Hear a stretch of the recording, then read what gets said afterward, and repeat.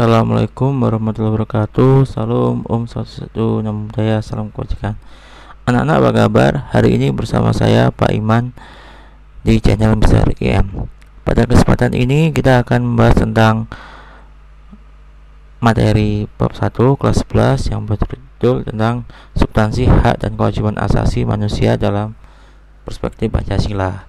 Materi ini ada kaitannya dengan materi minggu lalu, yang mana masih membahas tentang hak dan kewajiban asasi manusia dalam Pancasila. Namun sebelum Pak Iman menjelaskan tentang materi ini, kita berdoa terlebih dahulu agar materi yang saya sampaikan dapat kalian pahami dengan baik. Berdoa menurut agama dan keyakinan kita masing-masing. Pak Iman persilahkan.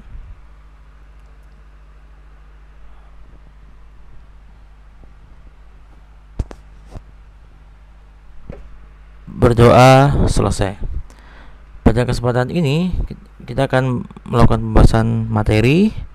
Namun Pak Iman selalu mengingatkan agar tetap mematuhi protokol kesehatan seperti memakai masker, menjaga jarak dan sebagainya, dan mempersiapkan alat tulisnya, bukunya, internetnya dan lain sebagainya agar materi yang saya sampaikan dapat kalian mudah resapi, cermat, atau kalian dapat mudah pahami. Langsung saja, pada dasarnya seperti yang Pak Iman jelaskan kemarin, negara perlu melindungi HAM dan KAM. Dengan cara apa, Pak? Dengan dibuat dan dijalankan peraturan perundang-undangan. Ini harus kita pahami, kita sepakati dan ditaati secara bersama-sama. Mengapa? Agar tercipta kehidupan yang serasi, selaras dan seimbang sesuai dengan tujuan nasional yang ada pada negara tersebut. Lalu ini semua ketika Indonesia, negara kita, berbicara dengan tentang HAM dan KAM, ini negara kita selalu kaitannya dengan Pancasila. Pancasila itu sendiri ketika membahas tentang HAM maupun KAM, ini ada 3 nilai. Pertama, nilai dasar, nilai instrumental, dan nilai praksis. Ketiga nilai ini saling berkaitan antara satu dengan yang lainnya. Nilai dasar itu nilai yang bersumber pada sila-sila Pancasila. Misal sila pertama, sila kedua, sila ketiga, dan sila kelima. Ini merupakan nilai dasar. Selanjutnya, nilai instrumental adalah merupakan penjabaran dari nilai-nilai dasar yang sifatnya lebih khusus, ya anak-anak. Nilai instrumental itu merupakan pedoman pada pelaksanaan kelima sila tersebut. Jadi ketika ada suatu kegiatan, kita masukkan ke nilai dasarnya. Ketika ada nilai dasar, tentu harus dilaksanakan, harus dijabarkan ke dalam nilai instrumental. Nilai instrumental itu sendiri itu mengacu pada peraturan perundang-undangan yang ada di Indonesia. Kita tahu peraturan perundang-undangan yang ada di Indonesia yang paling tinggi adalah ada Undang-Undang Dasar Negara Republik Indonesia tahun 1945, dan yang paling rendah terdapat peraturan daerah tingkat kabupaten atau kota.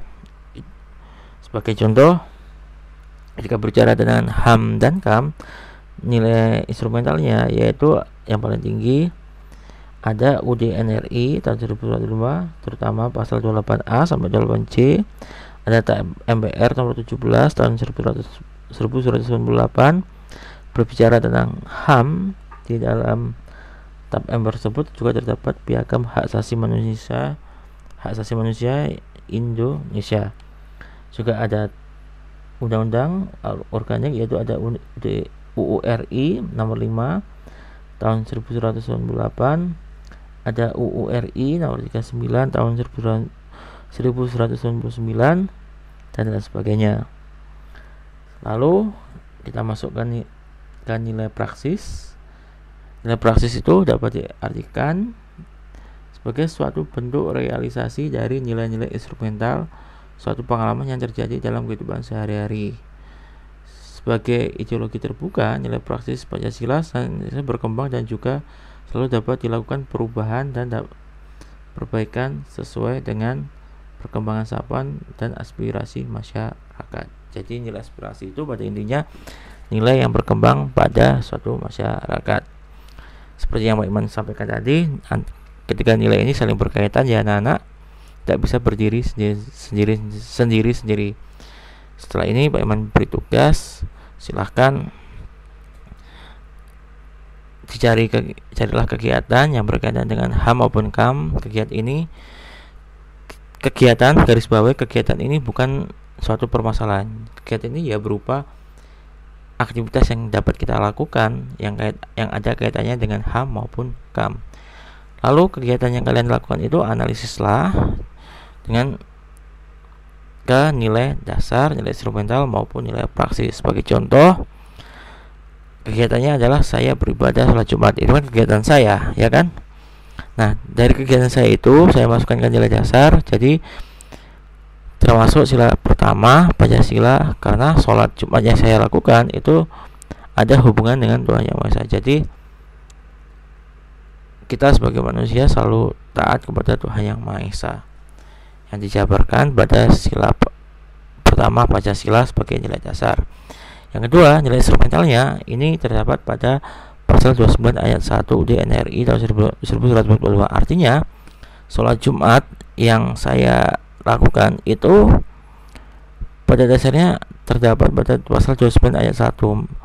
Mengapa kok kita bisa tahu? Karena setiap manusia diberi hak untuk menjalankan ibadah menurut agamanya. Itu merupakan nilai instrumental pada kegiatan saya. Lalu yang analisis yang terakhir yaitu nilai praksis, yaitu nilai ini kegiatan sholat Jumat yang saya lakukan ini sangat berkembang di masyarakat dengan baik. Jadi ketika saya melakukan sholat Jumat tidak ada protes dari masyarakat, baik yang sama-sama beragama dengan saya maupun yang tidak beragama dengan saya. Jadi saling toleransi dan berjalan dengan baik. Nah, tugas kalian ini silakan kalian ketik di kolom komentar pribadi GCR, lalu seperti biasa tandai sudah selesai. Baik anak-anak, begitu yang bisa saya sampaikan pada video hari ini. Pak Iman ucapkan terima kasih. Akhir kata, wassalamualaikum warahmatullahi wabarakatuh. Salam Om Santi Om, Namo Buddhaya, salam kebajikan. Tetap semangat belajar menuju Indonesia yang kuat dan sehat. Terima kasih anak-anak. Sampai jumpa pada video saya selanjutnya. Terima kasih.